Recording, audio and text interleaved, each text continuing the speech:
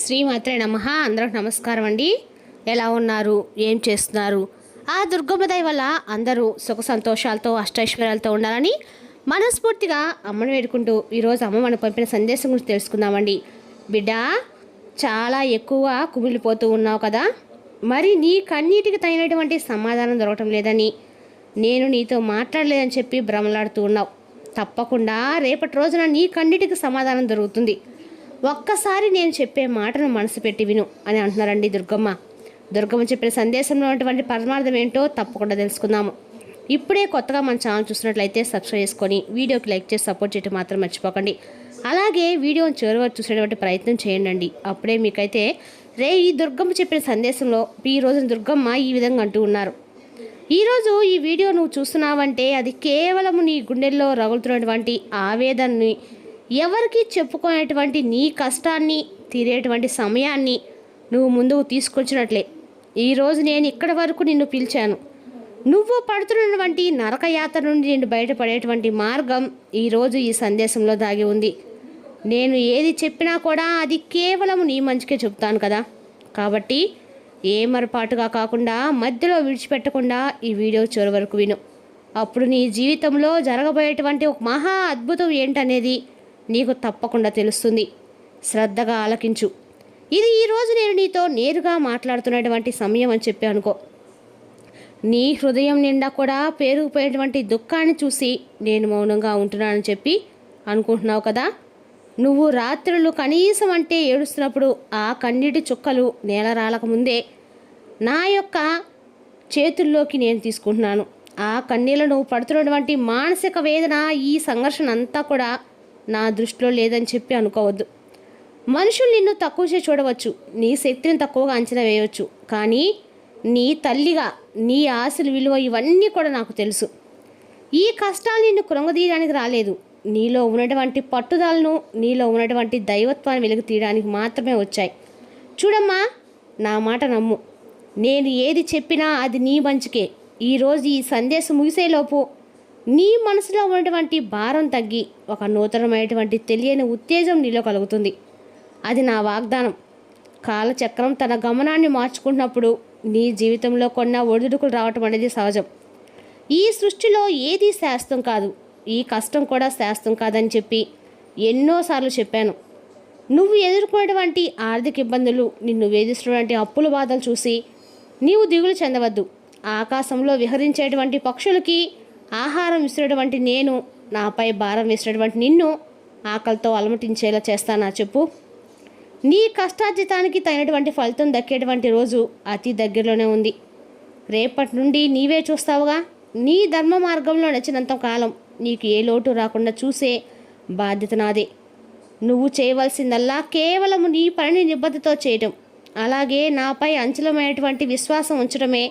చూడు, నా ప్రార్థనలు నీకు వినపడడం లేదా?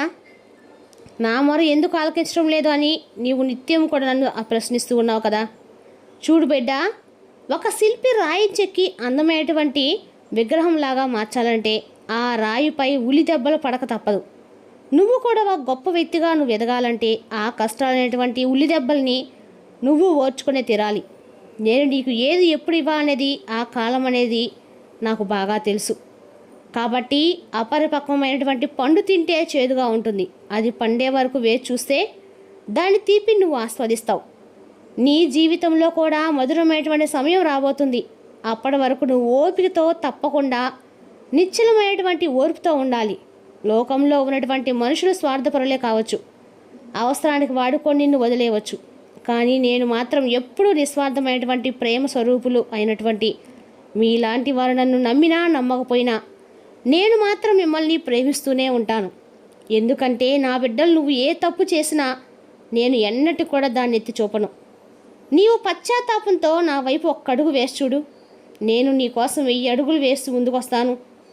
నువ్వు ఒంటరి అని చెప్పి ఎప్పుడు కూడా అనుకోవద్దు. నువ్వు నడుస్తున్నప్పుడు, నీ నీడలా నువ్వు నిద్రపోతున్నప్పుడు, నీ కంటికి రెప్పలా నేను ఎప్పుడు కూడా నీ వెంటే ఉంటాను. భయం నీ మనసులోకి ప్రవేశించినప్పుడు ఒక్కసారి నా పేరు స్మరించు. ఆ భయం అనేది మంచులా కరిగిపోయేలా చేస్తాను. నీ శరీరానికి సోకినటువంటి అనారోగ్యం నిన్ను బాధిస్తుందా? ప్రాణభయం నిన్ను వెంటాడుతుందా?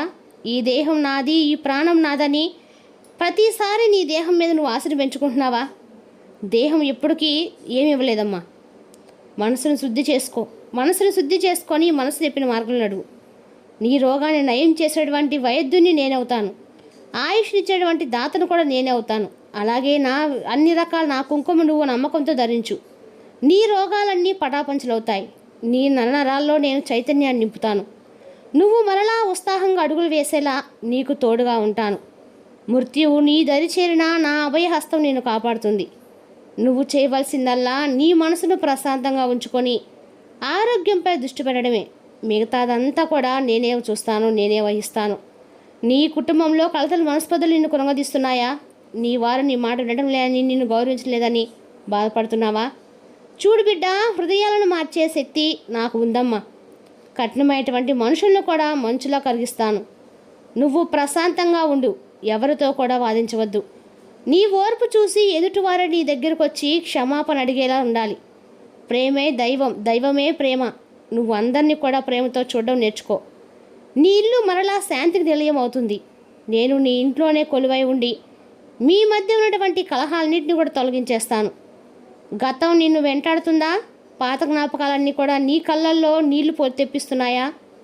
గడిచిపోయినటువంటి కాలాన్ని మార్చలేం కదమ్మా, కానీ రాబోయే కాలాన్ని నీవు నా సహాయంతో అందంగా తీర్చిదిద్దుకోవచ్చు.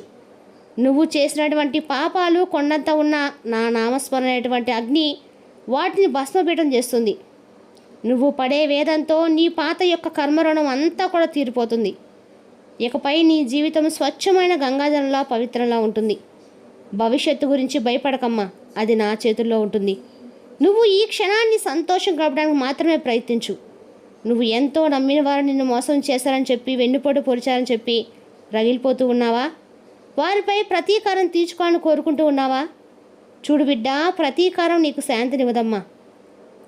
న్యాయాధికారి నేనే అయి ఉన్నప్పుడు నువ్వు ఎందుకమ్మా ఆందోళన చెందుతావు? నిన్ను మోసం చేసిన వారికి కాలమే సమాధానం చెప్తుంది. వారు చేసిన కర్మకు ఫలితం వారే అనుభవించక తప్పదు. ఇక నువ్వు మాత్రం నీ మంచితనాన్ని, నీ నీతిని విడిచిపెట్టుకోవద్దు. నువ్వు ఎవ్వరు కూడా కీడు చేయనంత వరకు నీ తల వెంట్రుకను కూడా ఎవరు తాకలేరు. చూడు, నీ పక్షాన్ని నేను ఉన్నా అని చెప్పి ఇప్పటి నుండైనా ధైర్యంగా ఉండు. అలాగే ఎంత ఓర్పుతో ఉంటే అది గొప్ప తపస్సు. నువ్వు కోరుకున్నది వెంటనే జరగలేదని నిరాశ చెందడం అనేది భక్తి కాదు. చూడు, నీ మనసులో గూడు కట్టుకోవడానికి ఎన్నిసార్లు ప్రయత్నిస్తుందో చూసావా? అలాగే నువ్వు కూడా నీ ప్రయత్నం విడిచిపెట్టవద్దు. నీ పట్టుదల వెనుక నా దీవెనలుంటాయి. నువ్వు అలసిపోయినప్పుడు నేను నిన్ను భుజాలపై అలా మోస్తూ ఉంటాను. నువ్వు పడిపోయినప్పుడల్లా నిన్ను లేవనెత్తాను. నీ గమ్యం చేరే వరకు నేనే నీ చేయి విడిచిపెట్టను. నువ్వు నమ్మకంతో ముందడుగు వెయ్యి. మార్గం అనేది నేనే చూపిస్తాను. విజయం అనేది నీ పట్టుదలకు గొప్ప బహుమతిగా నేను ఇస్తున్నటువంటి బహుమతిగా భావించు. అలాగే కృంగిపోవద్దు. ఒక తలుపు మూసుకుంటే ఏమైంది? 100 తలుపులు తీసే శక్తి నాకుందిగా. నువ్వు అనుకుని జరగలేదంటే నీకు అవసరమైంది ఏదో నేను గట్టిగా ఇవ్వబోతున్నాను అర్థం చేసుకో. ఓటమి చూసి భయపడేవాడు నా భక్తుడు అస్సలు కాడు. ధైర్యంగా ముందుకు సాగు. విజయం నీ దరి చేరుతుంది. ఈ ప్రపంచంలో ఏదీ కూడా అసాధ్యం అనేది కానే కాదు. ముఖ్యంగా నా భక్తులకి మీలో ఉన్న శక్తిని గుర్తించండి. నా నామస్మరణతో నా అన్ని రకాల కూడా కార్యవృత్తులు అవ్వండి. మీ అంతరాత్మలో ఏదో ఒక కోరిక అనేది గూడు కట్టుకొని ఉంటుంది. అది తీరడం లేదని చెప్పి నీవు నాపై అలిగావు. అంతేకాదు, పసిబిడ్డలాగా నాకు నిన్ను చూస్తుంటే నవ్వొస్తుంది. నిప్పును కోరుకుంటే పసిబిడ్డ తల్లి వస్తుందా? అలాగే నువ్వు కోరుకున్నది రక నీకు హాని చేస్తుందని నాకు తెలిస్తే దాన్ని నిన్ను ఎన్నటికీ దరిచేరనివ్వను. నీకు ఏది ఉత్తమమో, ఏది నీ జీవితానికి పరమార్థమో నాకు తెలిసినంతవరకు ఇంకెవరికి తెలిసి చెప్పు. నా నిర్ణయం మీద నీకు నమ్మకం ఉంటే నీ జీవితం అంతా ధన్యమవుతుంది. నన్ను నమ్ము. నీకు శ్రేయస్కరం, నీకేదైతే శ్రేయస్కరం కానిదో ఏది నీ దగ్గర రానివ్వను. లోకంలో నీకు సహాయం చేసేవారు ఎవరూ లేరని మాత్రం బాధపడుతున్నావా? చూడు, దిక్కులేని వారికి దైవమే దిక్కంటారే. నీవు అనాథవు కావు. నీకు ఈ దుర్గం ఉంది. అన్ని విధాలుగా నేను ఉంటాను. నువ్వు ఎక్కడ ఉన్నా, ఏ స్థితిలో ఉన్నా కానీ నన్ను మాత్రం ఒక్కసారి స్మరిస్తే చాలు. నేనే నీ పిలుపు అందుకొని నీ దగ్గరకు తప్పక వస్తాను. నీ కన్నీరు తుడిచే బాధ్యత నాదేనమ్మా. నువ్వు నాకు నీ హృదయంలో కొంచెం అంటే కొంచెం ప్రదేశం ఇవ్వు చాలు. నేను నీ జీవితాంతం కూడా తోడుగా ఉంటాను. నువ్వు చేసేటువంటి దాన ధర్మాలు వృధాగా పోవు. ఆకలితో ఉన్నటువంటి ప్రాణికి నువ్వు పెట్టేటువంటి ఒక రొట్టె ముక్కైనా నాది నాకే చేరుతుంది. దీనుల సేవయే నా సేవ. ఎవరికైనా సహాయం చేసే అవకాశం వస్తే అది నా అనుగ్రహంగా భావించి తప్పకుండా సహాయం చేయి. నువ్వెంత పంచుతావో నేను నీకు అంతకు 10 తిరిగిచ్చేలా చేస్తాను. స్వార్థాన్ని వీడి సకల ప్రాణుల యందు దయ చూపించు. అప్పుడే నీవు నిజమైనటువంటి నా భక్తురాలు అవుతావు అని దుర్గమ్మ ఈరోజు సందేశాన్ని పంపారండి. తల్లి పంపిన సందేశంలో చక్కటి పరమార్థం ఉండండి. రేపు మరో చక్కటి సందేశంతో మళ్ళీ కలుద్దాం. స్వస్తి.